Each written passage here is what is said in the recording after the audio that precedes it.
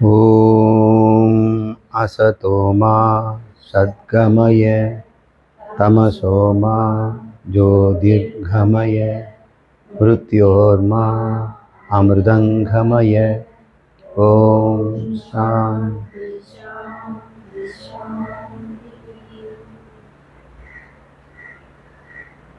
திருமந்திரத்தில் நாம் இன்று 8வது தந்திரத்தில் இருக்கிறோம். மொத்தம் 9 தந்திரங்கள் உள்ளன. நாம் அடுத்து பார்க்க வேண்டியது 9வது. இப்பொழுது நாம் இருந்து கொண்டிருப்பது 8வது தந்திரம். இந்த தந்திரத்தில் ஒரு சில பாடல்களை மட்டும் நான் தேர்ந்தெடுத்து அதை நாம் புரிந்து கொள்ள முயற்சி செய்வோம். 2405வது மந்திரம். அறிவு அறிவு என்ற அறிவும் அனாதி, அறிவுக்கறிவாம் பதியும் அனாதி, அறிவினை கட்டிய பாசம் அனாதி, அறிவு பதியில் பிறப்பரும் தானே என்று அறிவுன்னு அறிவை வைத்தே பேசுகிறார். அறிவறிவு என்ற அறிவும் அனாதி. இங்கே நாம் தெரிந்து கொள்ள வேண்டியது அனாதி என்ற சொல். இதுதான் 3 இடத்துல வருது. ஆதி என்றால் துவக்கம், அனாதி என்றால் துவக்கமே இல்லை. துவக்கமே இல்லாததை நீங்கள் பார்த்ததே கிடையாது. எல்லாம் ஏதாவது ஒரு சமயத்தில் துவங்கி இருக்கும். இந்த தினம் துவங்குது 6 மணிக்கு, இரவும் துவங்குது இரவு 8 மணிக்கு. நமக்கும் ஒரு துவக்கம் இருக்கிறது. பிறந்த நாள். பூமிக்கு துவக்கம் இருக்கிறது, சூரியனுக்கு துவக்கம் இருக்குது, இந்த பேரண்டத்துக்கு துவக்கம் இருக்கிறது. எது ஒன்று துவக்கமே இல்லையோ, நோ பிகினிங் அட் ஆல், அதுக்கு பேர் அனாதி. இங்கே அறிவு என்று சொல்கிறோமே, அந்த அறிவு அனாதி, அது துவக்கமே இல்லை. அது எப்படி நம்ம துவக்கம் இல்லைங்கிறோம்? அறிவு துவங்காதா? அப்போ அறிவு துவக்கணும்னா அதுக்கு முன்னாடி ஏதாவது இருக்கணும். எதுலேருந்து அது துவங்கணும். ஒரு பொருள் துவங்குதுன்னா முற்றும் இல்லாததுலேருந்து துவங்காது. முற்றும் இல்லாத ஒன்று இடம் வைங்க, அங்கே ஏதாவது பிறக்குமா? சூன்யத்திலேருந்து ஏதாவது பிறக்குமா? தான் பிறக்காது. நம்ம பிறந்ததெல்லாம் பார்த்தா அதுக்கு முன்னாடி வேறு ஒரு நிலையில் இருந்து தான் வந்ததாக பார்க்கணும். இந்த மரம் பிறந்ததுன்னா அதுக்கு முன்னாடி அது விதையாக இருந்தது. விதை பிறந்ததுன்னா அதுக்கு முன்னாடி அது மரமாகவும் புஷ்பமாகவும் இருந்தது. ஒன்றிலிருந்து தான் ஒன்று வருவதை பார்க்கிறோம். எதிலிருந்தும் இல்லாமல் எதுவும் ஒன்று வருவதாக இல்லை. எல்லாவற்றும் எதுக்கோ ஒரு முன் காரணம் இருக்கிறத நம்ம பார்க்கணும். ஒவ்வொன்றுக்கும் ஒரு துவக்கம் இருக்கிறது. துவங்குவதற்கு முன்னாடி அது இல்லாமல் இருக்கிறது, ஆனால் வேறு விதத்தில் இருந்தது. முற்றிலும் இல்லாத ஒரு பாழ், அதிலிருந்து எதுவுமே தோன்றாது. தோன்றுவது எல்லாமே தோன்றாமல் இருந்ததிலிருந்து தோன்றுகிறது. இதுதான் ரொம்ப உண்மை. அசத்திலிருந்து எதுவும் வருவதில்லை, சத்திலிருந்து தான் வருது. சத்துலேருந்து வருதுன்னா ஏன் அது வரணும்? அதான் சத்தாச்சா இருக்குதே. ஏன்னா எப்படி இருக்குதுன்னா அது வெளிப்படாமல் இருக்கிறது. வெளிப்படாமல் இருப்பதுலேருந்து தான் வெளிப்படுவது வர முடியும். இப்போ நம்ம இது பிறந்ததுன்னா வெளிப்பட்டதுன்னு அர்த்தம். குழந்தை பிறந்ததுங்கிறோன்னா அது வயிற்றுலேருந்து வெளிப்பட்டது. சரி, வயிற்றுக்குள்ளே எப்படி வெளிப்பட்டது? அது வேறொரு விதத்துலேருந்து விந்து செல்லிலேருந்து வெளிப்பட்டது. விந்து செல் எப்படி வெளிப்பட்டது? அது இன்னொரு உடம்பிலிருந்து வெளிப்பட்டது. அந்த உடம்பு எங்கேருந்து? இன்னொரு விந்து செல்லேருந்து வரப்பட்டது. இப்படி தொடர்ச்சி போனோம்னா ஒன்றிலிருந்து தான் ஒன்று வருவதை நம்ம பார்க்கிறோம். இப்போ ஏதோ ஒன்று தோன்றாமல் இருந்து பிறகு தோன்றுகிறது. இதுதான் நம்ம பிறத்தல்ங்கிறோம். இதுக்கெல்லாம் ஒரு ஆதி இருக்குது. ஆதி இருக்குதுன்னா தோன்றுவதற்கு முன்னாடி ஒரு ஆதி, தோன்றி பிறகு ஒரு ஆதி. இப்போ ஒவ்வொன்றுக்கும் ஒரு ஆதின்னு பார்க்குறோம். ஆனால் அறிவுக்கு ஆதியே கிடையாது. ஏன்?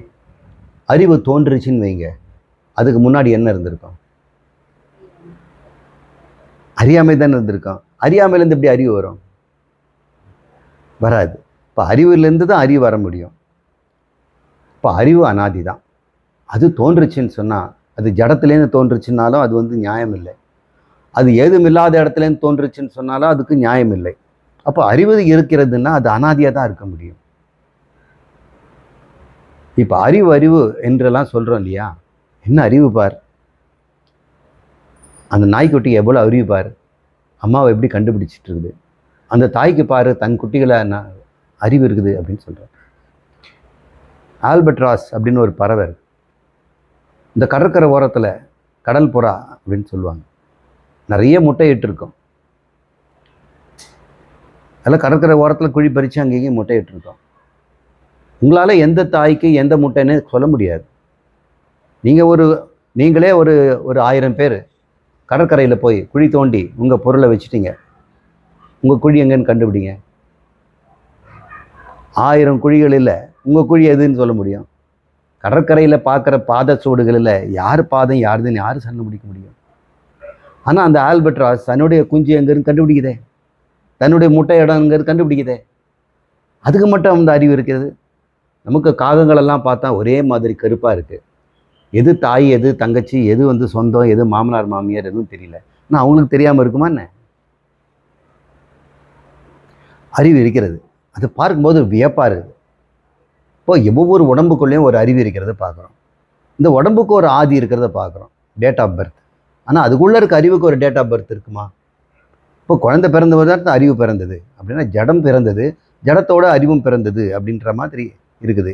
இல்லை, அறிவு அறிவு என்று நீ சொல்லுவதெல்லாம், ஜீவராசிகளுக்கிட்ட அறிவு எல்லாமே அனாதி காலத்திலேருந்து இருக்கிறது. அப்படின்னா என்ன அர்த்தம்? ஜீவராசிகளுங்கிறதும் அறிவுங்கிறது ஒன்று தானே. ஜீவர்கள் எல்லாம் அனாதி. ஜீவனற்றதுக்கு அறிவு கிடையாது, ஜீவனுடையதற்கு அறிவு உண்டு. அப்போ அறிவு அனாதின்னா ஜீவர்களும் அனாதி. அப்போ நாமெல்லாம் துவக்கமே இல்லாமல் இருக்கிறோம். நம்மளெல்லாம் கடவுள் படைச்சார் அப்படின்னு சொல்ல முடியாது. எனக்கு அனாதின்னு அர்த்தம் படைக்கப்படாதுன்னு தானே அர்த்தம், தோற்றப்படாதுன்னு தானே அர்த்தம். அவர் சொல்றார், அறிவு அறிவு என்ற அறிவும் அனாதி, ஜீவர்கள்லாம் அனாதி, அந்த அறிவுக்கு அறிவாம் பதியும் அனாதி அப்படிங்கிறார். பதி என்ன? இறைவன். இந்த இறைவனும் துவக்கம் இல்லாதவன், நாமளும் துவக்கம் இல்லாதவன், 2 பேரும் சமம். நீயும் தோற்றுவிக்காதவன், நானும் தோற்றுவிக்காதவன். நீ என்ன தோற்றுவிச்சேன்னு நான் சொல்ல முடியாது. கடவுள் தான் என்ன படைச்சார்னு யாரும் சொல்லவே முடியாது. கடவுள் படைக்கப்படாதவர், ஜீவர்களும் படைக்கப்படாது. ஏன்னா அறிவு படைக்கப்படாதது. இது ஏன் அறிவுக்கு அறிவாம்ங்கிறாரு அப்படின்னா, நம்மக்கிட்ட இருக்கிற அறிவு உண்மையான அறிவு இல்லை, அறிவு போல செயல்படுதான். அதனால் அது ஜீவ அறிவு அப்படின்னு சொல்கிறோம். இந்த ஜீவ அறிவு சுயமான அறிவற்றது. அதுக்கு ஒரு அறிவு கொடுத்தாதான் அது அறிவு வருமா? திருமண விழாக்கள் எல்லாம் பார்க்கும் பொழுது ஒரு ட்ரோன் பறக்குது ஃபோட்டோகிராஃபி எடுக்கிறதுக்கு. அதில் ஒரு கேமரா அட்டாச் பண்ணியிருக்கிறாங்க. மேலேருந்து அப்படியே பறவை மாதிரி அது படத்தை எடுத்து எல்லா திசையிலும் போகுது. அதுக்கு இன்னும் சொந்த அறிவு இருக்கிறது போல் அது இடத்துல போய் நிற்குது. அப்படி திரும்ப ஒரு ஃபோட்டோ எடுக்குது. அப்புறம் அப்படியே வரிசையாக எல்லாரும் முகத்தையும் பார்க்குது. அது பார்க்குறது பார்த்தா நம்மளை உயிரோடு பார்க்குற மாதிரி இருக்குது. போ அந்த பக்கம் அப்படின்னு சொன்ன உடனே அப்புறம் அது நகர்ந்துடுது. அதுக்கு சொந்த அறிவு இருப்பது இருக்குது. எல்லாருக்கும் தெரியும், குழந்தைக்கும் தெரியும், அது அறிவுக்கும் அறிவு ஒன்று இருக்குது. அங்கே யாரோ ஒருத்தர் அந்த ஜாய்ஸ்டிக் வச்சுட்டு அவர் ஆப்ரேட் பண்ணுறார். அவருடைய அறிவு தான் அதனுடைய அறிவு. இதே போல் வானத்தில் விமானங்கள் பறகுது. அந்த விமானங்கள் சொந்த அறிவோடு பறக்கிறது போல் திடீர்னு நகருது, திடீர்னு திரும்புது. அது போர் விமானமாக இருந்ததுன்னா அது சாகசங்களெல்லாம் பார்க்க வியப்பாக இருக்குது. அது மோதுவது போல் இருந்து திடீரென்று இடம் மாறி தப்பிக்கதை பார்க்குறோம். இதுக்கு என்ன மோதல் தவிர்த்து கொண்டு ஒரு அறிவோடு செயல்படுவது போல் இருக்குதே.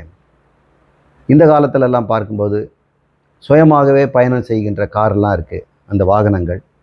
அது நம்ம டெஸ்டினேஷன் சொன்னால் போதும், டிரைவரே இல்லாமல் கொண்டு போய் அதை செய்து கொடுத்துரும். அப்படிப்பட்ட அறிவுடைய காருக்கு பின்னாடி ஒரு அறிவு இருக்கிறது. அதுபோல் நம்மளிடம் இருக்கின்ற அறிவு எல்லாமே இன்னொருடைய அறிவு, கடன் வாங்கப்பட்ட அறிவு. அப்படின்னு சொல்கிறார். அறிவுக்கு அறிவாம், அந்த அறிவாகிய பதியும் அனாதி, அவரும் தோற்றமில்லாதவர். ஏன் அறிவுக்கு அறிவுங்கிறாங்க? அறிவுக்கு அறிவு தரணும்னு அர்த்தம். நம்மிடம் இருக்கின்ற அறிவு மாறுகின்ற அறிவு, இறைவனுடைய அறிவு மாறாத அறிவு. அவர் மாறுவதே இல்லையா. நம்முடைய அறிவு மாறிக்கிட்டே இருக்குது. நம்முடைய அறிவு பார்த்தோம்னு சொன்னால் ஒரு காலத்தில் ஒரு அறிவு இருக்குது, அப்புறம் அடுத்த காலத்தில் வேறு அறிவு இருக்கிறது. ஒரே அறிவை நம்ம வச்சுருக்கிறது இல்லை. குழந்தையிலேருந்து அறிவு வளர்ந்துக்கிட்டே இருக்குது, மாறிக்கிட்டே இருக்குது. இதை புதுசாக நீங்கள் கற்றுக்கும் போது உங்கள் அறிவில் சின்ன மாற்றம் ஏற்படுகிறது. ஆனால் இறைவனுடைய அறிவில் மாற்றம் இல்லை. மாற்றம் இருந்ததுன்னா என்ன ஆகும்? அவரும் நம்மளை மாதிரி கற்றுக்கிறவராக இருப்பார். அவர் முற்றறிவுடையவர், சர்வஜன். எனவே அவரது மாறாத அறிவு, நமது மாறும் அறிவு. மாறுகின்ற ஒன்றுக்கு அறிவு இருக்குமா? கொஞ்சம் யோசிக்க வேண்டியது. ஒன்று தொடர்ந்து மாறிக்கிட்டே இருந்தீங்க, அதுக்கு அறிவு இருக்க முடியுமா? அறிவு மாறுமா? நீங்கள் தான் சொன்னீங்க இப்போ மாறுகின்ற அறிவுன்னு. அதனால தான் சொன்னேன் அதுக்கு அறிவுக்கும் அறிவு ஒன்று வேறு இருக்குன்னு. மாறுகின்ற பொருள் அறிவுடையதாக இருக்காது. அறிவானது எப்பவும் மாறாததாக இருக்கும். இது தத்துவ விசாரம். இதை நம்ம புரிஞ்சுக்கிறதுக்கு கொஞ்சம் கஷ்டம். சாதாரண புத்தி இருக்கவங்களுக்கு அவ்வளோ சீக்கிரம் அது புரியாது. மாறுகின்றது அறிவாக இருக்க முடியாது. இந்த தவறை புத்தரே செய்துட்டார். மாறுகின்ற பொருளுக்கு அறிவு இருக்கிறதுன்னு சொல்லிட்டார். மாறுகின்ற பொருளாகிய புத்தி அறிவுடையது, அது ஆத்மா அப்படின்னு பேர் வச்சிட்டார். புத்தியை ஆத்மான்னு சொல்லிட்டார். ஆத்மானா அறிவுடையது. ஏன் அப்படி சொன்னாருன்னா, அவர் ஆத்மா மீது அவர் நம்பிக்கை, சாஸ்திரம் வேதம் சொல்லுகின்ற ஆத்மா மீது அவருக்கு நம்பிக்கை இல்லை. அதுக்கு மாறாக ஒரு கருத்தை நான் சொல்லணும் அப்படிங்கிறதுக்காகவே புத்தி என்ற கடைசி இந்த ஜீவ அறிவு, இதைத்தான் நம்ம சொன்னோம் அறிவுக்கு அறிவுங்கிறோம் இல்லையா.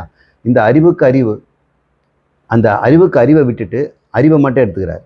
அதுவே கடைசிங்கிறார். அறிவுக்கு அறிவு கிடையாது, அறிவு தான் கடைசி. அறிவுங்கிறது புத்தி, அது அனாதிங்கிறார். அது நான் ஒத்துக்கிறேன், புத்தி அனாதி.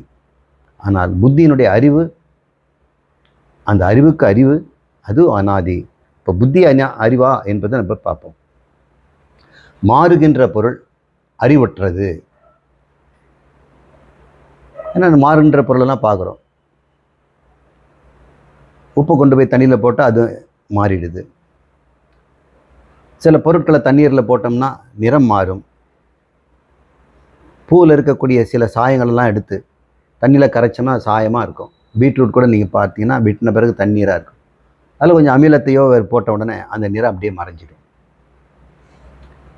அது மாறுது. இது போல் மாறுகின்ற பொருள் அறிவு இருக்குமா அப்படின்னு நம்ம கேட்குறோம். கெமிக்கல் சேஞ்சஸ் ஒரு மாற்றம், உடம்புல இருக்கிறது ஒரு மாற்றம். இந்த பூலோகம் பூமி எல்லாம் கூட மாறிக்கிட்டே இருக்குது. பூமி மாறிக்கிட்டே இருக்குது. மேகத்தை பார்க்கும்போதே அது மாறிக்கிட்டே இருக்குது. இதுக்கெல்லாம் அறிவு கிடையாது.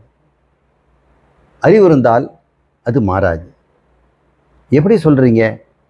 மாறுவது அறிவுடையதாக இருந்ததுன்னா அந்த அறிவு எத்தகையதாக இருக்கும்? யாருடைய அறிவு? ஒரு பொருள் ஏ அப்படிங்கிற ஒரு பொருள் பியா மாறிடுச்சுன்னு சொன்னால் இப்போ யார் அறிவு இதில்? ஏவா பியா? ஏ இப்போ இல்லை, இப்போ பி வந்துட்டான். இப்போ பி மாறிட்டு சி ஆயிட்டான். இப்போ யார் அறிவு? இப்போ சி தெரியுமா எனக்கு முன்னாடி ஏ பி இருந்தாங்கன்னு? சிக்கு தெரியுமா? எப்படி தெரியும்? தெரிஞ்சதுன்னா அது பியா இருந்தால் தான் அது சிக்கு தெரியும். இதுதான் சியை மாறிடுச்சே. அப்போ நான் பி அப்படிங்கிறத தெரிஞ்சுக்கிறதுக்கு அதுக்கு அறிவு வேணும். அந்த அறிவு ஏயையும் தெரிஞ்சிருக்கணும், பியும் தெரிஞ்சிருக்கணும், சியும் தெரிஞ்சிருந்தா தான் நான் மாறினேன்னு சொல்ல முடியும். இப்போ சியால் மாறினேன்னு சொன்னோம்னா அது மாறாததாக இருந்திருக்கணும். மாறாக இருந்திருந்தா தான் ஏயையும் அறியும், பியும் அறியும், சி அறியும். அப்புறம் இது டியா மாறின பிறகு டிக்கு வந்து நான் ஏபிசிடின்னு தெரியுமா? தெரியாது. ஏன்னா அது இப்போ டி. அப்போ ஏபிசிடிங்கிறதெல்லாம் அதுக்கு நினைவு இருக்குதுன்னா அந்த நினைவுக்கு பிரத்யபிக்ஞா அப்படின்னு பேர். பிரத்யபிக்ஞா என்றால் இதுக்கு முன்னாடி இருந்த அனைத்து மாற்றங்களையும் அறிந்திருத்தல். இதுக்கு முன்னாடி இருந்த அறிதுன்னு சொன்னால் அப்போ ஒவ்வொரு மாற்றத்திலும் மாறாமல் ஒன்று கூட இருக்கணும் இல்லையா? இப்போ ஏ பியாக மாறும்பொழுது ஒன்று மூணாவது ஒன்று இருந்துக்கிட்டு ஏபிஐ மாறுறதை பார்க்கணும். பிசியாக மாறுறது அது மாறணும். அப்போ இது மாறாமல் இருந்தால் தானே ஏபிசியெல்லாம் பார்க்க முடியும். அப்போது மாறாத ஒன்று இல்லைன்னா, மாறுகின்றது மட்டுமே இருக்குதுன்னா அது அறிவாக இருக்க முடியாது. ஆனால் புத்த மதத்தில் சொல்லுது அப்படி ஒரு அறிவு இருக்கிறது. அது ஒவ்வொரு நிமிடமும் மாறி மாறிக்கொண்டே இருக்கிறது அப்படின்னு அவர் சொல்கிறார். எந்த லாஜிக்கில் அவர் சொன்னார், அது என்ன திருஷ்டாந்தம் இருக்குதுன்னு தெரியல. அதுக்கு ஒரு உதாரணம் சொல்லணும் இல்லையா? உதாரணமே சொல்ல முடியாத ஒன்று இருக்கிறது. ஏன்னா நீங்கள் வேதம் தான் சொல்கிறீங்களே, அது உதாரணமே கிடையாதுன்னு. அதுபோல் இதுக்கும் உதாரணம் இல்லை அப்படின்னு சொல்கிறாரு. சரி, அது உதாரணம் இருக்காது சொல்லுது. இருந்தாலும் அது யுக்தியினாலும் உன்னுடைய அனுபவத்தினாலும் கண்டுபிடிக்கலாம். நீ அதை மாதிரி கண்டுபிடிக்க முடியுமானா, யுக்தினால நான் சொல்வது உண்மை. நான் உனக்கு திருஷ்டாந்தம் சொல்கிறேன். சுடர், ஒளிச்சுடர் எப்படி மாறிக்கிட்டே இருந்தாலும் மாறாமல் இருக்கிறதோ, அதுபோல் அந்த புத்தி மாறிக்கொண்டே இருந்தாலும் மாறாமல் இருக்கிறது. மாறாத அறிவது. உதாரணம் கரெக்டாக இருக்குது. ஆனால் அந்த தீபத்துக்கு நேற்று எழுதின தீபம் தான் அப்படின்னு அதுக்கு தெரியுமா? தீப உதாரணம் நல்லா இருக்குது, ஆனால் தீபத்துக்கு அறிவு இல்லையே.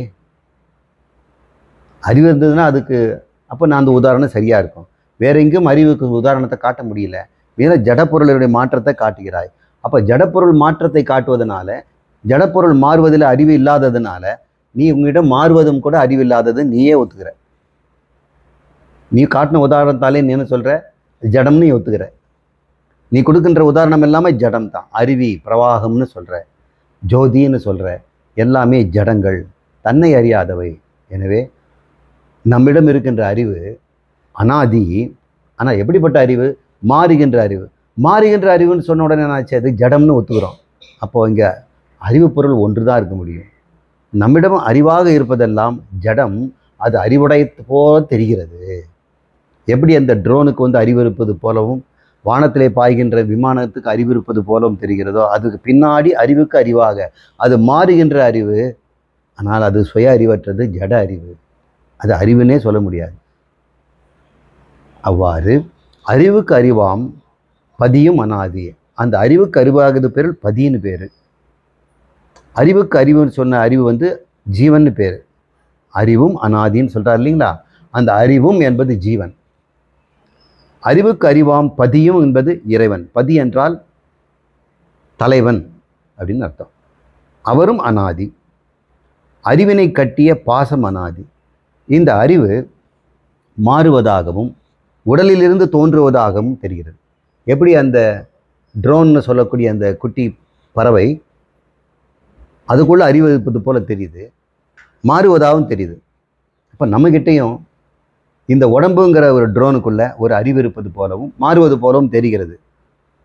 அவ்வாறு அந்த பதியானது இந்த உடம்புக்குள்ள புத்தி அளவுக்கு சுருங்கியது போலவும் அறிவுடையது போலவும் இருக்குது இல்லையா? இப்படி இதை அப்படி நிறுத்தி வச்சது என்றால் பாசம் என்று சொல்கிறார். அறிவினை கட்டிய பாசம். இந்த சரீரம், புத்தி, மனம் இதெல்லாமே பாசம். பாசம்னா கட்டுகின்ற கயிறு, பாசக்கயிறுன்னு சொல்கிறோம். ஆனால் அந்த பாசம் என்பது கட்டு அப்படின்னு அர்த்தம்.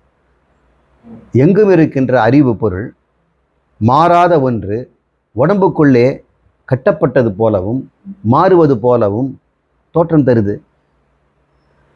மாறுவது போலவும் கட்டப்பட்டது போலவும். இந்த உடம்புக்குள்ளே கட்டப்பட்டதை தானே இருக்குது. இந்த உடம்புக்குள்ளே கட்டப்பட்டதுனால அந்த அறிவு என்ன சொல்லுது? நான் இந்த உடம்பு, நான் ஆண், நான் பெண், நான் பிராமணன், நான் சத்திரியன், நான் பண்டிதன், படிக்காதவன் எல்லாம் சொல்லுது.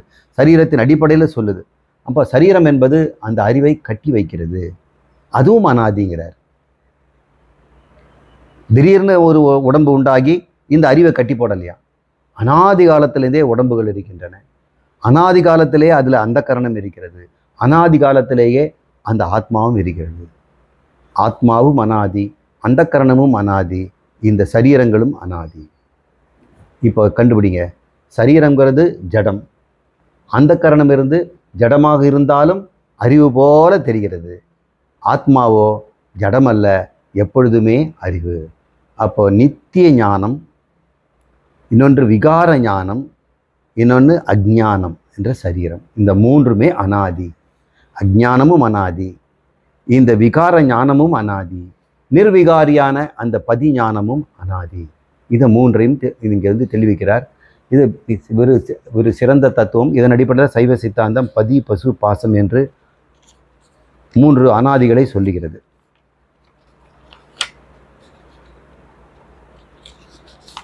இதெல்லாம் தத்துவ விசாரங்கள்.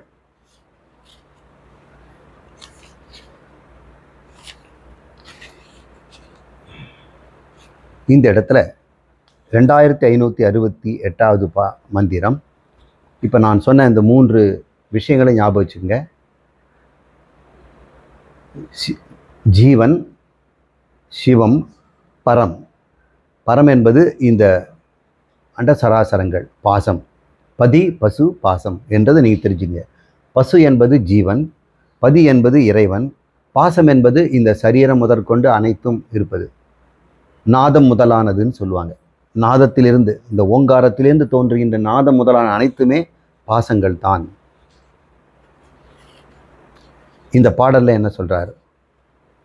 சீவ துரியத்து துவம் பதம் சீவனார். சீசின்னு படிக்க வேண்டாம், ஜீவன்னு படிப்போம்.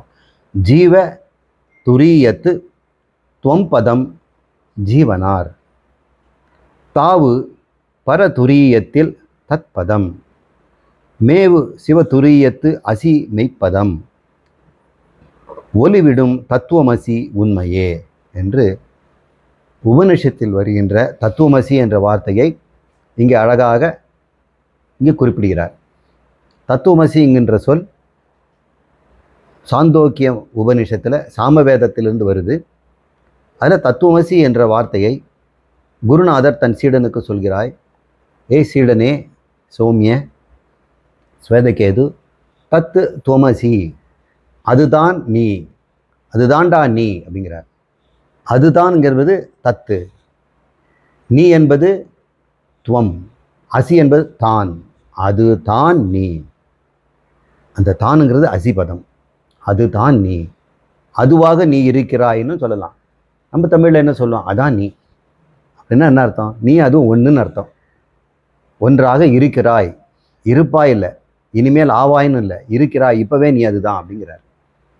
இப்போ தத்து என்பது இறைவன், நீ என்பது உங்களுக்கெல்லாம் தெரியும், நான். இறைவன் தான் நீ, இறைவன் தான் நீ என்பது தத்து துவமசி. தசசி துவம், தத் அசி துவம், அதுதான் நீ. அசி என்றால் தான். அதை இங்கே சொல்றார். ஒளிவிடும் தத்துவமசி உண்மையே. அந்த தத்துவமசி என்பதிலுடைய உண்மை என்ன அப்படின்னு ஒரு சொல்றார். தத்து என்றால் என்ன, துவம் என்றால் என்ன, அசி என்பதால் என்ற 3 வார்த்தைகளை சொல்றார். முதல் 3ஐயும் நம்ம பார்ப்போம். ஜீவ துரியத்து துவம் பதம் ஜீவனார். தாவும் பரதுரியத்தினில் தத்பதம். மேவு சிவதுரியத்து அசி மெய்ப்பதம். அப்போ துவம், தத், அசி என்பதையும் 3 சொற்களால் சொல்கிறார். இங்கே நாம் முதல் பார்க்க வேண்டியது ஜீவ துரியத்து துவம் பதம், அது ஜீவன் என்று சொல்கிறார். இப்போ ஜீவ துரியம் என்றால், துரியம் என்றால் 4வதுன்னு அர்த்தம். சதுர் என்றால் 4th, துரியம் என்றால் 4வது.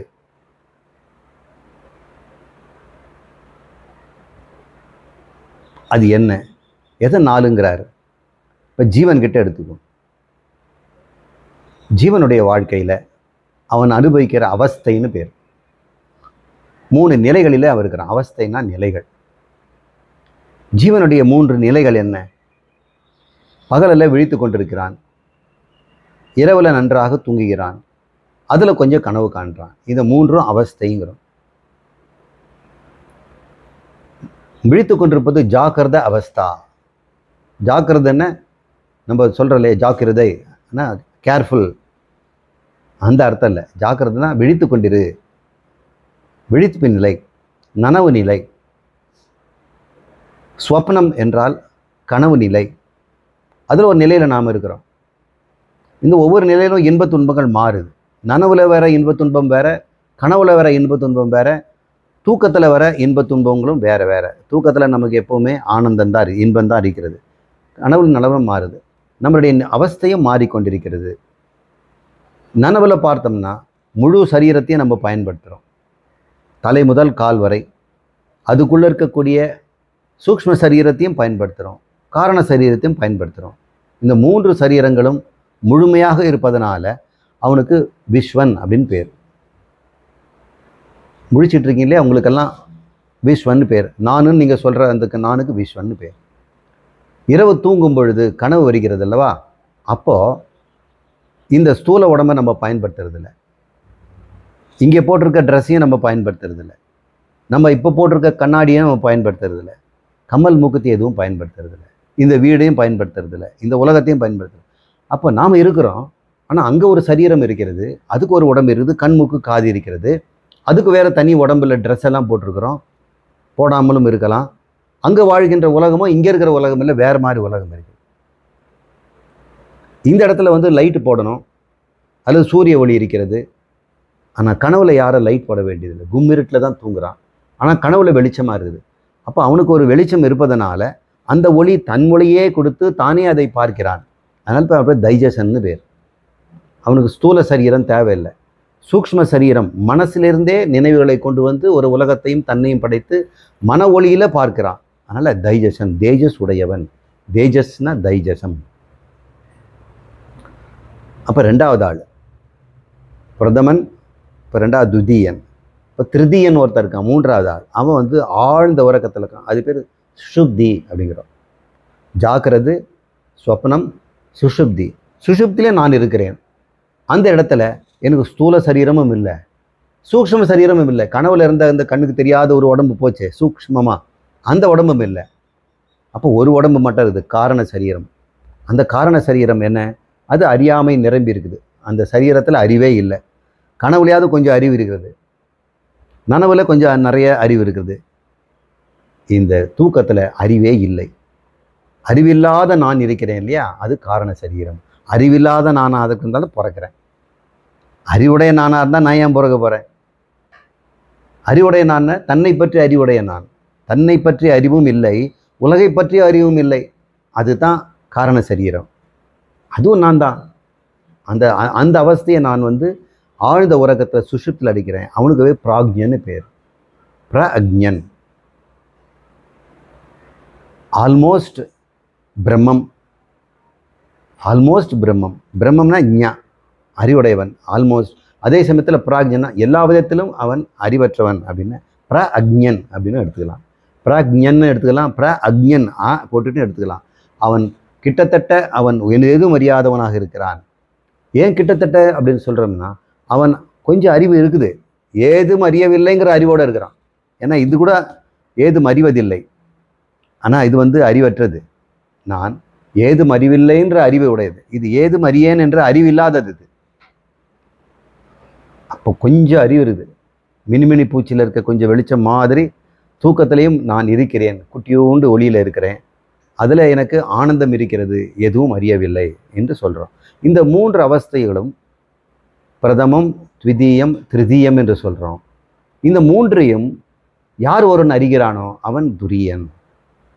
அது எனக்கு தெரியுமே சார், என் தூக்கத்தை எனக்கு தெரியும், என் கனவையும் தெரியும், நனவையும் தெரியும். அப்போ நீ யார்? இந்த மூன்றிலும் இருந்தவன். கனவில் இருந்தவன் நனவில் இல்லை, நனவில் இருந்தவன் தூக்கத்தில் இல்லை. இந்த மூணு பேரும் ஒன்றாக சேர்வதே இல்லைங்க. இந்த மூன்று பேரும் தான் அந்த திருபுரம்னு சொல்கிறோம்.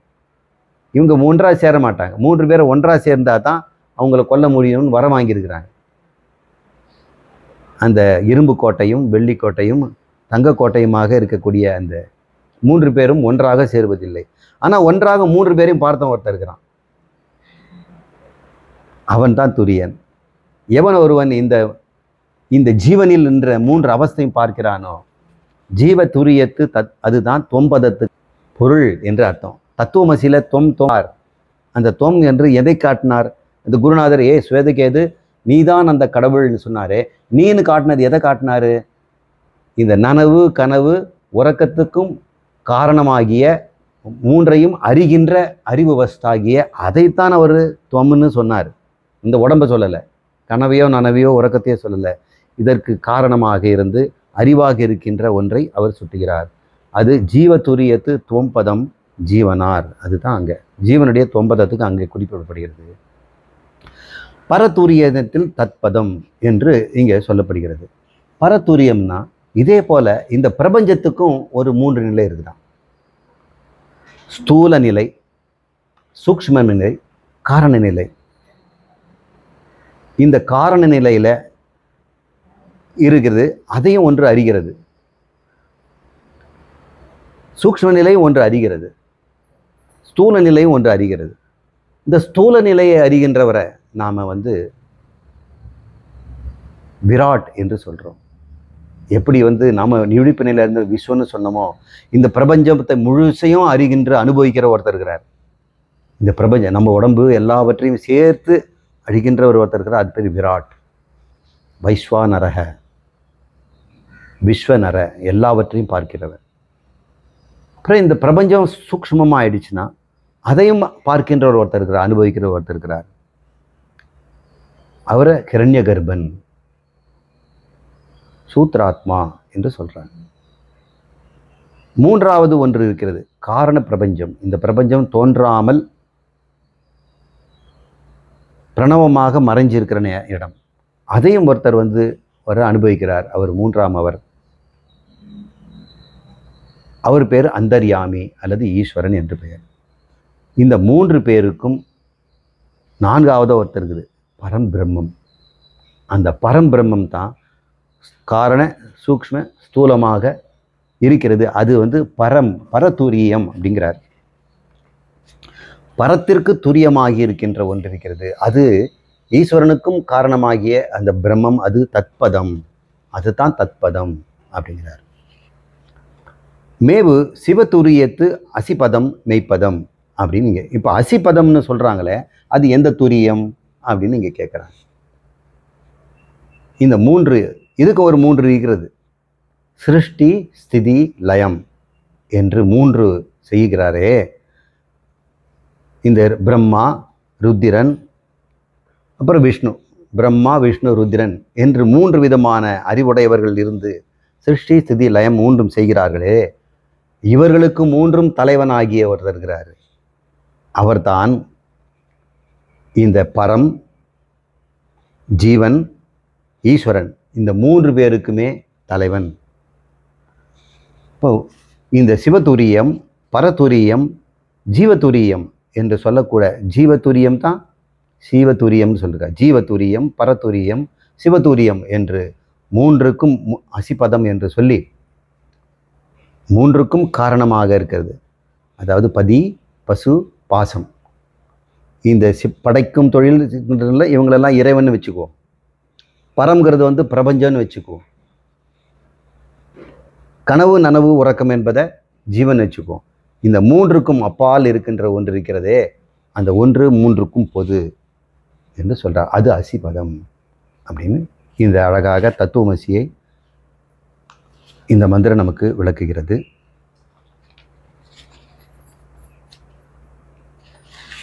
இரண்டாயிரத்தி 596 எல்லாம் அறியும் அறிவுதனை விட்டு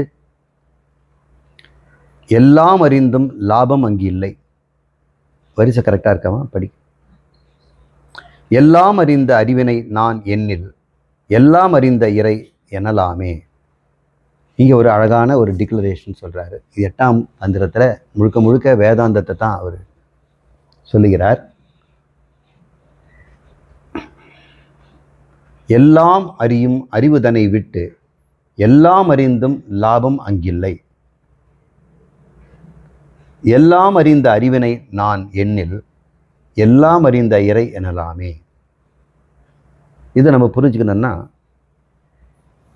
சாமவேதத்தில் உபனிஷத்தாகிய சாந்தோக்கியத்துக்கு போகணும். அங்கே 6வது அத்தியாயத்தில்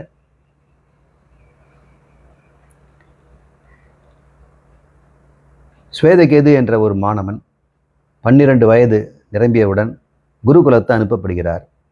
அதுக்கு அவங்க அப்பா சொல்கிறாரு, ஸ்வேதகேது, நம்ம குலத்தில் பேருக்கு பிராமணன்கிறவங்க யாருமே இல்லைப்பா. பிராமண பந்து என்று சொல்லக்கூடாத கேவலம்ங்கிறார். பிராமண பந்துன்னா அவன் பேருக்கு தான் பிராமணன், பிறப்பில் ஐயர் வீட்டில் பிறந்திருக்கிறான், பிராமணர் வீட்டில் பிறந்திருக்கிறான். அப்படி நம்ம குலத்தில் யாருமே இல்லைப்பா, எல்லாருமே கற்றறிந்தவர்களாக இருக்கிறாங்க, நம்ம யாரும் பிராமண பந்து கிடையாது அப்படின்னு தான் அந்த கதை ஆரம்பிக்குது. அப்போ என்ன சொல்கிறீங்கப்பா, பள்ளிக்கூடம் போ, குருகுலம் போ அப்படின்னு 12 வயசுல அனுப்புகிறார். 12 வயசு வரைக்கும் படிக்காமல் இருக்கிறான். பார்த்தாரு, நீ பிராமண பந்துவாயிடு போல் இருக்கே, நம்ம குடும்பத்தில் நம்ம அஸ்மன் குலே என்ன பிராமண பந்துங்கிற யாருமே நம்ம குலத்தில் இல்லையாப்பா. நீ பள்ளிக்கூடம் போகணும். இதோ போகிறேன்ப்பா அப்படின்னு போகிறான். குருகுலத்தில் 12 வருஷம் சடனாக அப்படியே பேஜ் நகர்ந்துடுது கதையில். உபனிஷத் சீக்கிரமாக கதையை முடிக்குது.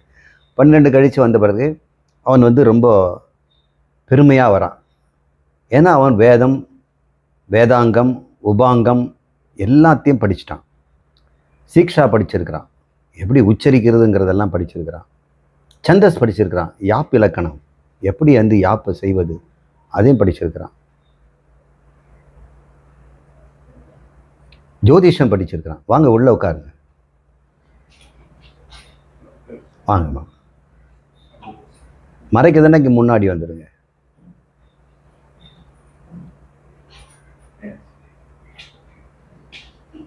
அப்படி எல்லாத்தையும் படிச்சுட்டு வந்திருக்கிறான். எப்படிப்பட்ட மாணவன் அவன்? சொன்னதை உடனேயே மறக்காமல் திருப்பி சொல்கிறவன். 12 வருஷம் படித்த அத்தனை மந்திரங்களையும் மனப்பாடமாக ஒப்பிக்கிறவன். எல்லாத்தையும் ஒப்பிக்கிறான். அதனால் அனுச்சானமானி அப்படின்னு பேர். Who can repeat immediately, not only immediately, after many years. அனுச்சானம், மீண்டும் திரும்ப சொல்லக்கூடிய அறிவுடையவன். அப்புறம் அவன் வந்து முறையாக குருகுலத்தை முடிச்சுட்டு வந்திருக்கிறான். அது குருகுலம் முடிஞ்ச பிறகு ஒரு பட்டமளிப்பு விழா நடக்கும். டிப்ளமாலாம் கொடுப்பாங்க. அது மாதிரி அந்த காலத்தில் ஒரு அவபிருத ஸ்நானம் அப்படின்னு ஒரு குளியல் கொடுப்பாங்க. அதில் குளிச்சுட்டு கும்பத்தில் அவனை வச்சு குடமுழுக்கு செய்து அவனுக்கு வஸ்திரத்தை கொடுத்து, இனிமேல் நீ கல்யாணம் செய்துக்கலாம், உடனடியாக கல்யாணம் செய்துக்கணும், நோ டிலே. படித்து முடிச்சுட்டேன் வேலை தேடிட்டுலாம் கிடையாது. அந்த காலத்தில் குருகுலம் முடித்த உடனே குருவே பார்த்து கல்யாணம் பண்ணி வைப்பார். குரு இல்லாமல் கல்யாணம் நடக்காது. அப்போ இந்த 24 வயசு அந்த ஸ்வேதகேது வீட்டு வந்த உடனே அப்பா பார்க்குறாரு, இவனு கூட கர்வம் இருக்கிறது.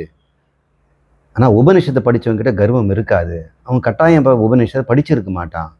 ஆனால் எல்லாம் படித்தவன் மாதிரி அவன் வந்து அந்த கர்வத்தோடு இருக்கிறத பார்க்கும்போது அவர் தெரிஞ்சுக்கிட்டார், நம்ம பையன் உபனிஷத்தை படிக்கலை. அதனால் ஒரு கேள்வி கேட்குறேன், நீ ஒன்றை அறிந்து கொண்டால் எல்லாம் அறிந்து கொண்டதாக ஆகுமோ, அந்த அறிவினை நீ கேட்டாயா அப்படின்னு கேட்குறாரு. ஒன்றை அறிந்து கொண்டால் எல்லாம் அறிந்து கொண்டதுக்கு சமம். அப்படி ஒரு அறிவு இருக்கிறது.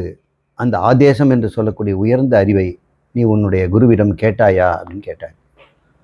அவன் தான் அனுச்சானமானியாச்சு, கர்வியாச்சு. அவன் சொல்கிறான், அப்படியெல்லாம் ஒரு அறிவு இருக்காது. அது எப்படி ஒரு அறிவு இருக்கும்? ஒரு அறிவு அறிந்தால் எல்லாம் அறிந்து கொள்ளதாகும். ஒரு திருக்குறள் படித்தா 1330 திருக்குறள் அறிந்ததாகுமா? இல்லை ஒரு புக்கில் முதல் பக்கம் மட்டும் படித்தோம்னா புக்கு முழுச படித்த மாதிரி ஆகுமா? அப்படியெல்லாம் இருக்கவே முடியாதே அப்படின்னு. மகனே, இந்த அறிவை மட்டும் நம்ம கேட்டு பெறணும். அப்படி ஒரு அறிவு இருக்கிறது. ஒரு அறிவு இருக்கிறது. அதை அறிந்து கொண்டால் வேறு எதுவும் அறிந்து கொள்ள வேண்டியதில்லை. யஜ்ஞாத்வா ததன்யம் விஜ்ஞாதம் பவதி. அதற்கு அடித்து எல்லாவற்றையும் அறிந்தது போன்ற ஆகும். அப்படி ஒரு அறிவு இருக்கிறது. அப்போ அவன் அறிவுடையவன் இல்லையா பையன்? உடனடியாக அவன் வந்து தன் கர்வத்தை விட்டு பார்க்குறான். அப்பா இப்படி சொல்கிறாருன்னா அப்பாவுக்கு தெரிஞ்சிருக்கும், நம்ம குருநாதர்கிட்ட கேட்கணும் போல் இருக்குது. அப்போ சொல்கிறாரு, அப்பா நீ பள்ளிக்கூடத்தில் கேட்காமலே அவங்க எல்லாத்தையும் சொல்லி கொடுத்துருவாங்க. ஆனால் இந்த ஆதேசம்னு சொல்லக்கூடிய எல்லாவற்றையும் அறிந்த அறிவு ஒன்று இருக்கிறதே, அதை நம்ம கேட்டால் தான் குரு சொல்லுவார். அப்படிங்களா? அப்படி கேட்கணும்னு எனக்கு தோணவே இல்லையே. அந்த அறிவை நீ பெற்றிருந்தேன்னா உன்னிடம் கர்வம் இருந்திருக்காது. உன்னுடைய கர்வம் இருக்கின்றதை பார்த்து நான் இப்படி கண்டுபிடித்தேன். இதெல்லாம் அந்த உபநிஷத்தில் இல்லை, நாமெல்லாம் கற்பனையில் சொல்கிறோம். அதை தான் இவர் சொல்கிறார், எல்லாம் அறியும் அறிவுதனை விட்டு. நீ அந்த அறிவை விட்டுட்டு மீதி எல்லாம் படிச்சுட்டு வந்திருக்கிற. நாரதருக்கு இதே கேஸ் தான். சனத்குமாரருங்கிறவர் அந்த குருநாதர்கிட்ட போய், குருநாதரே, பகவன் ஆத்மவித் தரதி சோகம் அப்படின்னு ஒரு உபனிஷத்து வாக்கியம் நான் படித்தேன். ஆத்மாவை அறிந்தவன் அனைத்து சோகத்திலிருந்து விடுபடுகிறான்னு சொல்கிறாங்களே, ஆத்மாவன்னா நானுன்னு தானே நான் புரிஞ்சு வச்சுருக்கிறேன். ஆத்மானா நான் இல்லை, தன்னை அறிந்தவன் எல்லா சோகத்தை விடுகிறான்னு சொல்கிறானே, நான் அது மட்டும் நான் தெரிஞ்சுக்கலையே, எனக்கு அதை சொல்லித்தாங்க. முதல்ல நீ என்னென்னு தெரிஞ்சு வச்சுருக்க அதை சொல்லுன்னா அவர் பெரிய பட்டியல் போடுறார். ஒரு 15 டிகிரி வாங்கியிருக்கிறார். எல்லாத்துலேயுமே எம்ஏ படிச்சிருக்கிறார். எம்ஏ மாமான்னு படிச்சிருக்கிறார். பெரிய மாமா. 4 வேதங்களை படிச்சிருக்காரு, வேதாங்கம் படிச்சிருக்காரு, உபாங்கம் படிச்சிருக்கிறார். அப்புறம் கந்தர்வ வேதம் படிச்சிருக்காரு, தனுர் வேதம் படிச்சிருக்கிறாரு, சர்ப்ப வேதம் படிச்சிருக்கிறாரு, ஜியாலஜிக்கல் சேத்திர கணிதம் படிச்சிருக்கிறாரு, வாஸ்து சாஸ்திரம், சேத்திர கணிதம், ஜியோமெட்ரி, இதிகாசம், புராணம் எல்லாம் படித்து வச்சிருக்கிறார். ஆனால் இது ஒன்று தான் படிக்கலை. அவர் சொல்கிறார், இதெல்லாம் அறிந்து ஒரு பிரயோஜனம் இல்லைங்கிறார். ஏன்னா உனக்கு கவலை தீரலையே, தன்னை அறியவில்லையே, எல்லாம் அறிந்தும் லாபம் அங்கு இல்லை. 2வது வரியை சொல்கிறார். நாரதர் மாதிரியோ ஸ்வேதகேது மாதிரியோ எல்லாம் படித்து வந்தாலும் அதில் ஒரு லாபமும் இல்லையா. அதெல்லாம் அல்ப விஷயங்கள் தான். எத் அந்யத் பச்சதி அச்னத் அந்யத் ஸ்ருணோதி அந்யத் விஜானாதி. எப்பொழுது ஒருவன் இன்னொன்று இருக்கிறது என்று அறிகிறானோ, இன்னொன்று இருக்கிறது பார்க்கிறானோ, இன்னொன்று இருக்கிறது கேட்கிறானோ, அவன் அல்பமே. எங்கே இன்னொன்று இல்லையோ பார்ப்பதற்கு, எங்கே இன்னொன்று கேட்பதற்கு இல்லையோ, எதே எங்கு அறிவதற்கு ஏதும் இல்லையோ, அங்கே ஏதோ ஒன்று தான் இருக்கிறது, அது பூமா அப்படின்னு நாரதருக்கு சொல்கிறார். நான் கேட்டது ஆத்மா, நீங்கள் சொல்கிறது பூமாவே. பூமா தான்டா ஆத்மா. ஆத்மாவில் இருப்பவனுக்கு அறிவதற்கொன்றும் இல்லை, கேட்பதற்கொன்றும் இல்லை, இன்னொன்றே இல்லை, இரண்டற்ற அத்விதீய நிலை. அது மௌன நிலை. மௌன நிலை அடைந்த பேர் முனி, மனநசீலன். அந்த நிலைதான் எல்லாம் அறிவும் அறிவுங்கிறாங்க. இப்போ எல்லாம் அறிவும் அறிவுங்கிறது என்ன? எதை அறிந்து கொண்டால் எல்லாம் அறிந்து கொண்டதாகும். அந்த அறிவு எதை பற்றியது? அது ஆத்மாவை பற்றியது, தன்னை பற்றியது, பிரம்மத்தை பற்றியது. அது எப்படி? அந்த அறிவுனா என்ன? அந்த அறிவை அறிந்த பின் எல்லாம் அறிந்த அறிவினை நான் எண்ணில் எல்லாம் அறிந்த இறை எனலாமே. அதுக்கப்புறம் நான் சாமி ஆயிட்டேன், கடவுள் ஆயிட்டேன். திருமந்திரத்தில் சொல்றார், சுவதகேது சொல்றத சொல்றார், நாரதர் சொல்றத சொல்றார். அது என்ன எல்லாம் அறிந்த அறிவு? எதை அறிவது என்ன? அப்போ ஒரு லாஜிக் சொல்றார். சுவேதகேது ரொம்ப புத்திசாலி இல்லையா? இப்போ எதை எல்லாம் அறிகின்ற அறிவு எதுவாக இருக்கும் அப்படின்னா, அதுக்கு சொல்றார், காரணத்தை அறிந்தால் காரியம் அனைத்தையும் அறிந்தது போல ஆகும். காரணத்தை அறிந்தால் காரியம் எல்லாம் தெரிந்த மாதிரி தான். ஏன்னா காரியம் எல்லாமே காரணத்திலிருந்து தான் வருகிறது. அதுக்கு 3 உதாரணம் சொல்றாரு. ஒரு மண்ணை அறிந்து கொண்டால் மண்பாண்டங்கள் அனைத்தும் அறிந்ததாகும். மண்ணை நீ என்னன்னு மண்ணுடைய தன்மை என்னன்னு தெரிஞ்சு போச்சுன்னா அதால் செய்யப்பட்ட ஆயிரக்கணக்கான பொம்மைகளை நீ தனித்தனியாக படிக்க வேண்டியதில்லை. பொம்மைகள் எல்லாமே மண் தான். பொம்மைகள் எல்லாமே காரியங்கள். காரணமாகியது மண். மண் அறிவு உடையவன் பொம்மைகள் அனைத்தும் அறிந்தவன் தான். ஏன் அதெல்லாம் அறிந்து? அது வேற வேறையாச்சு சார். எல்லாம் நாமரூபங்கள். வாச்சாரம்பணம் விகாரம் நாமதேயம். அது அறிஞ்சுனான்னு அறியாவிட்டால்னு உனக்கு என்ன அப்படின்ற. மண் ஒரு விகாரத்தில் பிள்ளையாரு, இன்னொரு விகாரத்தில் மனிதன், இன்னொரு விகாரம்னா அது மாடிஃபிகேஷன். கையால் பிசைஞ்சு அதை பண்ணியிருக்கிறாங்க. அந்த பிசைஞ்சு பண்ணுறதுங்கிறது மாடிஃபிகேஷன் தானே, ஒரு மாற்றம் தானே. இப்போ மண்ணு தாங்க இருக்குது. மண்ணை இப்படி மாற்றினா பிள்ளையாரு, அப்படி மாற்றினா மனிதன், இப்படி மாற்றினா முருகர், இப்படி மாற்றினா அது பழக்கூடை, இப்படி மாற்றினா அது பாம்பு, எப்படி ஒன்றா அது மாறிக்கிட்டே இருக்குது. மாறினது எதுவுமே நிலையாக இல்லை. நிலையாக இருப்பதோ மண்ணு மட்டும்தான். அப்போ மாற்றங்களுக்கு நீ பேர் வச்சிருக்கிற, மண்ணுக்கு நீ பேர் வச்சிருக்கிற. மண்ணுக்கு மண்ணுன்னு தானே பேர் வைக்கணும்? இல்லை, அது மாறினதுனால வேற பேர் வச்சுட்ட. இன்னொரு தடவை மாறினா அது வேற பேர் வச்சுட்ட. அப்போ மண்ணுக்கு இத்தனை பேரா? மண்ணுக்கு ஒரு பேர் தானே. இத்தனை பேர் என்ன? அது வெறும் விகாரங்கள் தான். விகாரங்களுக்கு ஏதாவது விகாரத்தை மட்டும் எடுத்துகிட்டு போங்கன்னு சொன்னால் யாராவது வாங்கிட்டு போவாங்களா? மண்ணை இங்கே வச்சுருக்கு சார், பிள்ளையார் மட்டும் எடுத்துகிட்டு போங்கன்னா அது எப்படி சார்?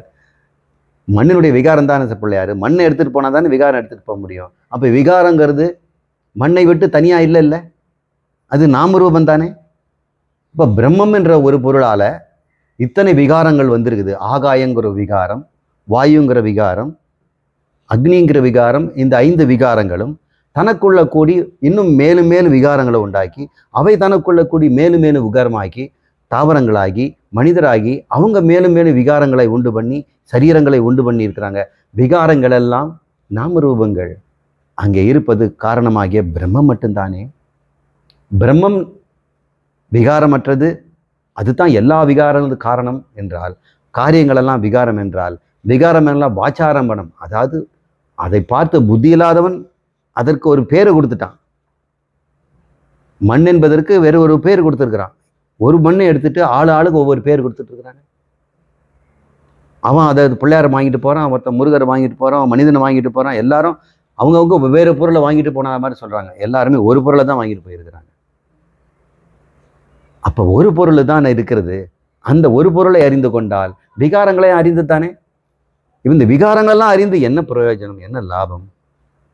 இப்போ பிரபஞ்சமெல்லாம் விகாரங்கள், இந்த சரீரம் விகாரம், உன் அறிவு விகாரம். இந்த விகாரத்துக்கெல்லாம் நிர்விகாரியான ஒரு காரணம் இருக்கிறது. அந்த காரணம் நீதானே. அந்த காரணம் இல்லாமல் காரியங்கள் எதுவும் இல்லையே. இந்த விகாரங்களுக்கெல்லாம் நிர்விகாரியான சக்தி இல்லைன்னா எப்படி வரும்? இப்போ சத்தியேவ சௌமிய இதம் அக்ரி ஆசீத். அந்த சத்து தாண்டா முன்னாடி எல்லாத்துக்கும் முன்னாடி இருந்தது. இந்த பிரபஞ்சமெல்லாம் தோன்றுவதற்கு முன்னாடி, நீங்கள் உங்கள் சரீரமெல்லாம் தோன்றுவதற்கு முன்னாடி, எல்லாவன் தோன்றுவதற்கு முன்னாடி ஒன்று இருந்ததே, தோன்ற தேவையில்லாமல் அந்த ஒரு சத் என்ற வஸ்து. அதை அறிந்து கொண்டால் மீதி எல்லாம் வாச்சாரம்பணம். இறைவன் படைச்சானா இறைவனும் வாச்சாரம்பணம் தான். இறைவனும் ஒரு நாமதேயம்தான், ஜீவனும் நாமதேயம்தான். அவன் வாழ்க்கை உலகமெல்லாம் நாமதேயம்தான். இங்கே ஒன்றுமே இல்லை, ஒன்று மட்டும்தான் இருக்கிறது. அதை அறிந்து கொண்டேன். அந்த அறிந்து கொண்ட நான் இறைவன் என்று கண்டு கொண்டேன்கிறார். எல்லாம் எண்ணில் தோன்றி எண்ணில் இருந்து எண்ணில் மறைகின்றன.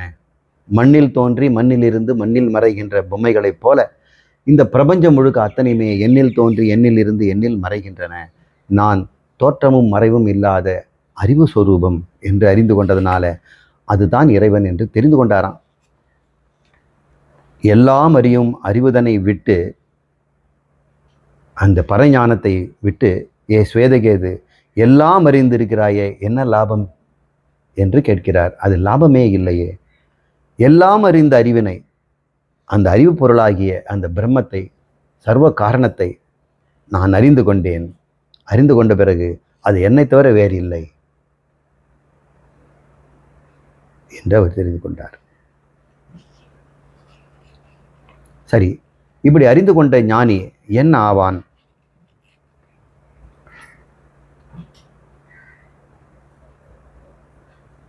ரெண்டாயிரத்தி 610வது மந்திரம் இருக்குங்களா? முன்னை வினைவரின் முன்னுண்டே நீங்குவர், பின்னை வினைக்கானார்.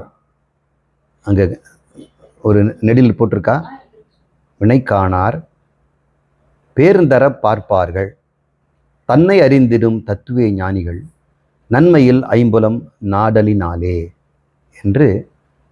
இப்படி அறிந்து கொண்டவன் எப்படி வாழ்வான் என்று சொல்லப்பட்டிருக்கிறது.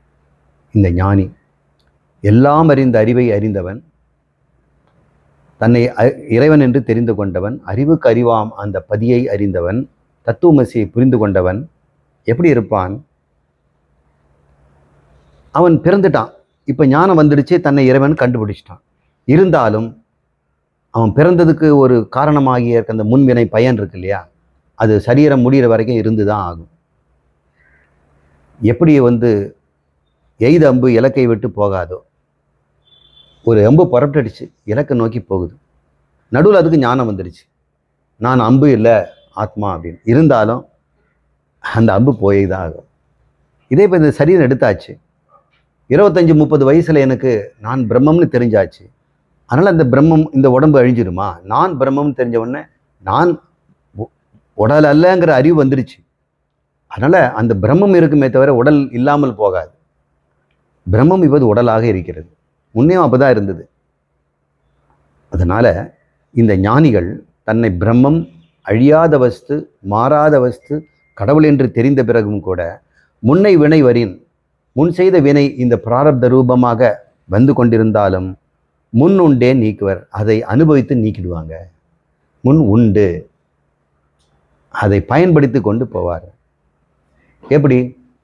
எப்படி ஒரு விதை போட்டோம்னா முளைச்சிடும், ஆனால் வறுத்துட்டோம்னா அது முளைக்காது. ஆனால் அதை சுவைக்கலாம், வறுத்து நம்ம சாப்பிடலாம். இதுபோல் இந்த சரீரம் இப்போ வெந்து போன அது வறுத்த கடலை, இதை சுவைக்கிறார்.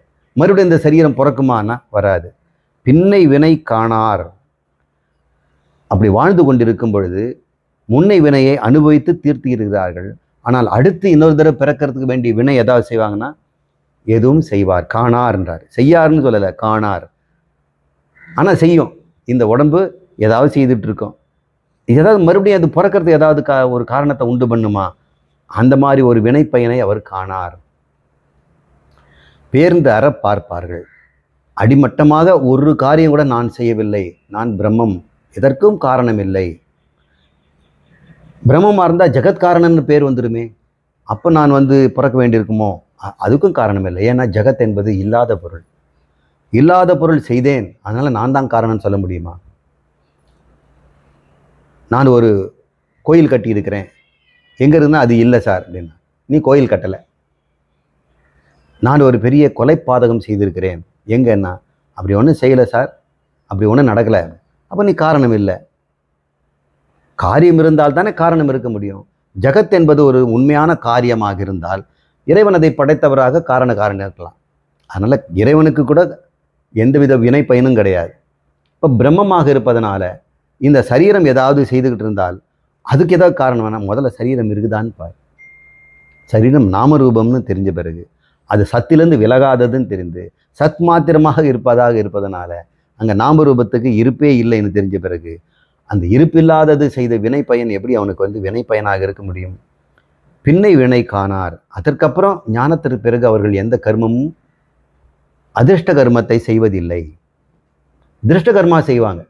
அவங்க பாடுவாங்க, எழுதுவாங்க, உபன்யாசம் சொல்லுவாங்க, உபதேசம் சொல்லி கொடுப்பாங்க. அதனால் நிறைய புண்ணியம் வந்துடுமே.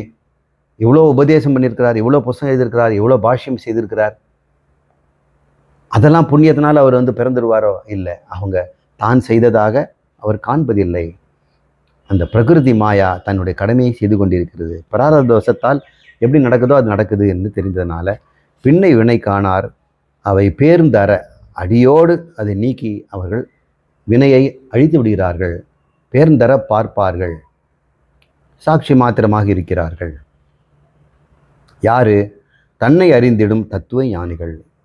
மற்றவங்களுக்கெல்லாம் கிடையாது. தன்னை பிரம்மம் என்று தெரிந்தவர்களுக்கு மட்டும்தான் கர்ம வினைகள் இல்லை. சஞ்சித கர்மம் கணக்கே போயிடுச்சு. பிராரப்த கணம் தன்னுடைய முன் அனுபவித்து அவர்கள் தீர்த்து விடுகிறார்கள். ஆகாமியம் என்று சொல்லக்கூடிய எதிர்காலத்தில் பிறவை தரக்கூடிய எந்த கர்மத்தையும் அவர்கள் செய்வதில்லை. செய்தாலும் செய்யாதவர்களே என்று சொல்கிறார்கள். அப்புறம் என்னதான் செய்வாங்க? அந்த ஆகாமியம் இல்லாமல் என்ன காரியம் செய்வாங்க? நீங்கள் சொல்கிறீங்க அவர் செய்கிறாரு, ஆனால் அது பாவ புண்ணியத்தை உண்டு பண்ணுவதில்லை, அதிர்ஷ்டத்தை உண்டு பண்ண. எப்படிப்பட்ட காரியமாக இருக்கும்? பாவ புண்ணியம் உண்டு பண்ணாத காரியம். நன்மையில் ஐம்புலன் நாடலினாலே அப்படின்னு சொல்றார். ஐம்புலன் நாடுதல். அவர்களுக்கு கண்மூக்கு காது இருக்கிறது, ஞானேந்திர கர்மேந்திரெல்லாம் இருக்கிறது. ஆனால் எப்படிப்பட்டதாக இருக்கும்? நன்மையில் இருக்கும் அப்படின்னு சொல்கிறார். தன்னுடைய காமியத்துக்காக இருக்காது. இப்போ மனிதர்கள் எல்லாம் ஐம்புலனையும் பயன்படுத்துகிறாங்க, அதனால் கர்ம வினை உண்டாகுது. அது காரணம் என்ன? அது காமியமாக இருக்கிறதுனால, ஆசைப்பட்டு இருப்பதனால, தன் ஆசையை நிறைவேற்றிக் கொள்வதற்காக செய்கிறார்கள். அதில் கட்டாயம் தன்னுடைய காமியம் மற்றவங்கள காமியத்தும் ஒத்து போகலை. எனக்கும் அது விருப்பமாக இருக்குது, அவருக்கும் விருப்பமாக, அது ரெண்டு பேரும் கை வைக்கிறோன்னா சண்டை தான் வரும். என் கையை அவன் தட்டி விடும், அவன் கையை நான் தட்டி விடும். இப்படி தான் நடக்குது. பிஸ்னஸில் நடக்குது, பள்ளிக்கூடத்தில் நடக்குது, திருமணத்தில் நான் பார்த்த பொண்ணு அவன் கட்டிட்டு போயிட்டான். அப்படி ஒரே பொருளுக்கு எல்லாம் ஆசைப்படுறாங்க. காக்காவும் நாயும் ஒரு பொருள் ஆசைப்பட்டு அங்கே சண்டை தான் வருது, பார்க்குறோம். எல்லாம் ஒன்று வள்ளுன்னு கத்திக்கிட்டு இருக்குது. காமியம்னு வந்துட்டா அது எப்போவுமே பாவ புண்ணியத்தை செய்யும். நிஷ்காமியமாக செய்தோம்னா அந்த செயல் பாவ புண்ணியத்தை உண்டு பண்ணுவதில்லையா? அப்போ கர்மயோகி நிஷ்காமியமாக செய்கிறான், காமியாக செய்வன் கர்மி. காமியம்னா ஆசைங்க. தன் இருப்பத்திற்காகவும் தன்னுடைய சுகத்திற்காகவும் ஒருத்தன் செய்தான்னு சொன்னால் அது கட்டாயம் அது மற்றவர்களுக்கு பாவ புண்ணியங்களை தருகின்ற கர்மமாகத்தான் அமையும். எவன் ஒரு நிஷ்காமியமாக செய்கிறானோ அது நல்லதாக தான் இருக்கும். காமியமாக செய்யும்பொழுது தான் நல்லது கெட்டதுங்கிற பேச்சே வருது. எனக்கு எந்த ஆசையும் இல்லை, ஆனால் செய்து கொண்டிருக்கிறேன்னா அப்போ என்ன செய்வார் அவர்? நல்லதை தவிர வேறு எதுவும் செய்ய முடியாது. தீயது எல்லாம் செய்கிறாங்கன்னா அது காமியமாக இருக்கும். தீய காரியம் எல்லாமே ஆசை பயப்பட்டு செய்வதாக தான் இருக்கும். நன்மை காரியங்கள் எல்லாமே ஆசை இல்லாததாக இருக்கும் அப்படின்னு சொல்கிறார். இப்போ அந்த ஞானி இந்த மீதி காலத்தையும் அவன் ஐம்புலனையும் அவன் நன்மைக்கே செலவிடுகிறான். அவன் கண்கள் நல்லதையே பார்க்கிறது, காதுகள் நல்லதையே கேட்கிறது, வாய் நல்லதையே பேசுகிறது, கை கால்களை நல்லதையே செய்கிறது.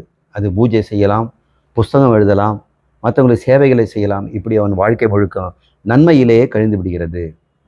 முன்னை வினை வரின் முன் உண்டே நீங்குவர், அதை நீங்கிடுறாங்க. பின்னை வினை காணார், இனிமேல் ஒரு வினையும் அவர்கள் காண்பதில்லை. எப்படி? பேர்ந்தர பார்த்தார்கள், உண்மையை அடியோடு அறுத்து பார்த்தவர்கள், பேர்ந்து அற பார்த்தார்கள். அந்த ஊர்துவ மூலத்தை வெட்டணுங்கிறார் இல்லையா பகவத்கீதையில் 15 அத்தியாயத்தில், அது மாதிரி இந்த மரத்தையே வெட்டி பாட்டுட்டாங்க, பேர்ந்து அற பார்த்தார்கள். எப்படி? தன்னை அறிந்திடும் தத்துவ ஞானிகள், தான் என்கின்ற ஆத்மாவை அறிந்து கொண்டவர்கள். இனிமேல் அவர்கள் நன்மையில் ஐம்புலன் நாடலினாலே. அடுத்த பாடல் இங்கே எழுதலை, 1611வது பாடல். அடுத்த பாடலை எழுதுகிறார். தன்னை அறிந்திடும் தத்துவ ஞானிகள் முன்னை வினையின் முடிச்சை அவிழ்ப்பர், பின்னை வினையை பிடித்து பிசைவார்கள், சென்னியில் வைத்த சிவன் அருளாலே அப்படின்னு சொல்கிறார். சென்னி என்றால் தலை. இந்த தலை என்றது இப்போ அறிவு. அதில் சிவன் அருளாலே, இந்த சிவஞானத்தை பெற்றதனாலே, இந்த பரதத்துவத்தை அறிந்து கொண்டதனாலே, தன்னை அறிந்து கொண்டதாலே, தன்னை இறைவன் என்று தெரிந்து கொண்டதனாலே, சென்னியில்னா இந்த புத்தியில் வைத்த சிவன் அருளாலே. இப்போ சிவன் அருள்னா என்ன அர்த்தம்? தானே சிவனாக மாறிவிட்டார். அவர்கள் என்ன செய்வாங்க? எப்படி இதை அறிந்தாங்க? தன்னை அறிந்திடும் தத்துவ ஞானிகள் தான் யார் என்று தெரிந்து கொண்டார்கள். தெரிந்து கொள்ளும்போது இங்கே நான் என்று சொல்வதும் தான் என்று சொல்வதும் ஒன்றே. தான் என்பது சிவன், நான் என்பது ஜீவன். நானும் தானும் ஒன்று. துவம் தத் அசி என்ற ஞானத்தினால், இந்த அருளினால் முன்னை வினையின் முடிச்சவிப்பர், சஞ்சித கர்மம் அத்தனையுமே நீக்கிடுவாங்க. அதனால் கெட்ட பிராரப்த கர்மத்தையும் அவங்க அழிச்சிடுறாங்க. பின்னை வினையை பிடித்து பேசுவர். இனிமேல் செய்கின்ற காரணம் வினை பயன் தராதபடி இதை பிசைஞ்சிடுவாங்களாம். பிசைஞ்சிடுவாங்கன்னா என்ன அர்த்தம்? சீர்தூக்கி பார்ப்பார்கள். எது நல்லது, எது இன்பம் தருவது, எது காமியம், எது நிஷ்காமியம் என்று தேடி பார்க்குறாங்க. இந்த காரியம் செய்தால் காமியமா, இது நிஷ்காமியமா? தனக்கென்று எதையுமே செய்யாமல் இந்த ஜகத்திற்காகவே செய்கின்றவர்கள் அவங்க ஜகத்குருகள். அவங்க செய்கிற காரியம் ஒன்று கூட அவங்களுக்கு எதுவுமே பயன் தராது. அவங்களுடைய சுயத்து இன்பத்திற்காக அவங்க செய்வதில்லை, பர லாபத்திற்காக அவர்கள் செய்து கொண்டிருக்கிறார்கள். அதனால் அவங்க செய்தும் செய்யாதவர்கள். பின்னை வினை, இனிமேல் அவர்கள் வாழ்ந்துக்கின்ற போதுக்கின்ற வினைகளெல்லாம் கூட அது பிசைந்து அசிந்து போகிறது என்று சொல்கிறார். தன்னை அறிந்திரும் தத்துவ ஞானிகள் முன்னை வினையின் முடிச்சை அவிழ்ப்பார்கள், பின்னை வினையை பிடித்து பிசைவார்கள், சென்னியில் வைத்த சிவன் அருளாலே என்று சொல்லிட்டார். சின்ன இடைவேளைக்கு அப்புறம் மறுபடியும் தொடருவோம்.